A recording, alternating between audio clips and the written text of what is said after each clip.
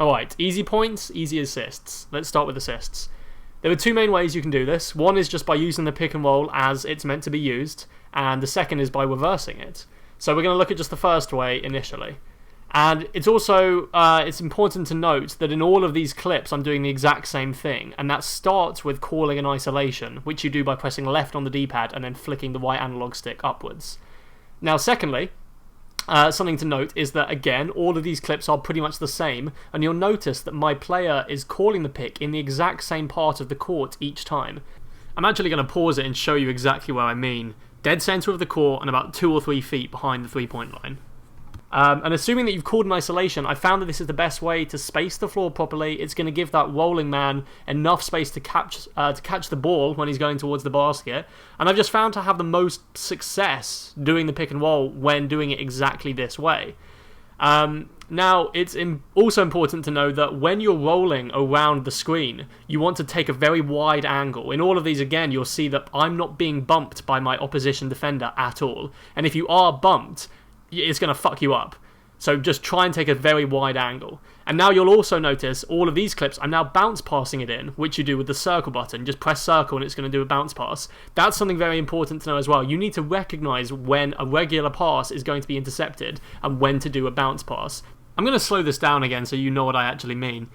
I am now coming around the pick, and you'll see Corley Stein gets open under the basket, and I get triple teamed. There is no fucking way that if I press X to pass it to him, it's not going to be intercepted by Davis or Eric Gordon. The circle button, to use that bounce pass, that is the only way that the ball is going to be able to get to him in that situation. And again, I want to stress this with you guys, it's not going to work every time. There will be plenty of times when you throw the wrong pass and it gets intercepted, but it's like riding a bike. You just practice with it, you learn to recognize what the situation is, when it arises, and what pass you need to make. And the more you do it, the better you become at it.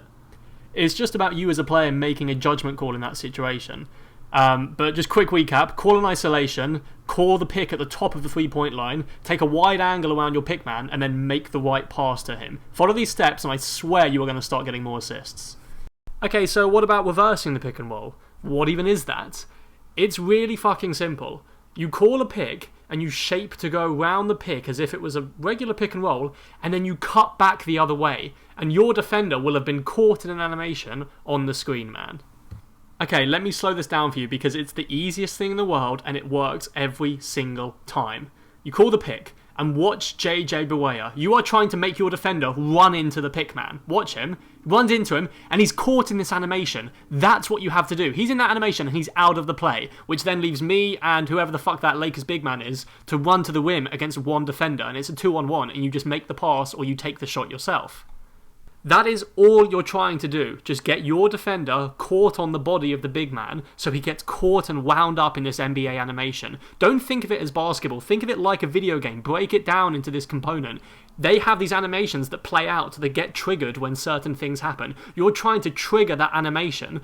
Look, he's triggered and he's out of the game. He's immediately out of the game.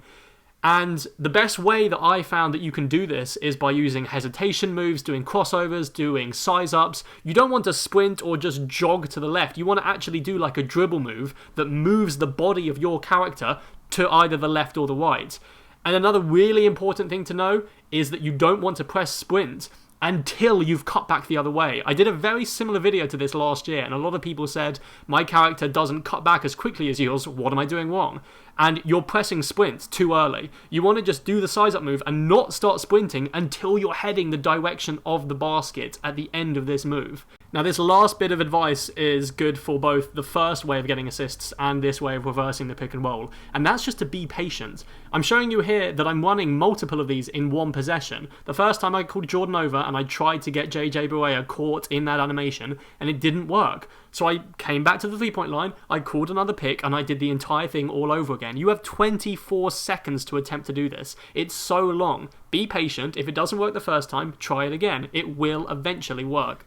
So what about scoring easy points? Well, it's just as simple as reversing the pick and roll again. This is why I wanted to take some extra time to explain it, because Not only does it work to make space for the rolling man and a way to get very easy assists, but it also, look, it presents you with this wide open lane to drive into with no one between you and the rim. And so if you don't want to get an assist, just drive in aggressively and take advantage of that. And I know some of you might think, my player isn't good enough to do this. He can't dunk. He's not very good at doing layups. Maybe your player is only, 60 or 70 overall and you don't want to spend VC to upgrade him. I'm the exact same way. I'm not going to spend extra money on this game when I've already spent $60 on it. That's why I'm showing you, this is what my player was when I started recording all of this footage, and this is what my player was when I finished getting all of the footage. Your player does not need to be that good in order to pull off all of these moves. All of the footage was recorded either on Superstar or Hall of Fame games. Please don't hesitate. Let me know if you have any questions or comments, or you're struggling to find anything work. I will get back to you in the comments. But otherwise, I hope you found this video helpful, and I hope you enjoyed it, and I will catch you guys in the next video.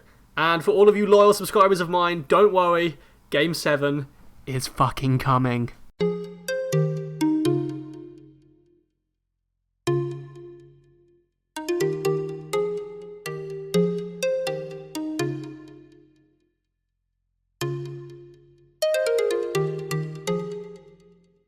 Oh, you oh, fuck.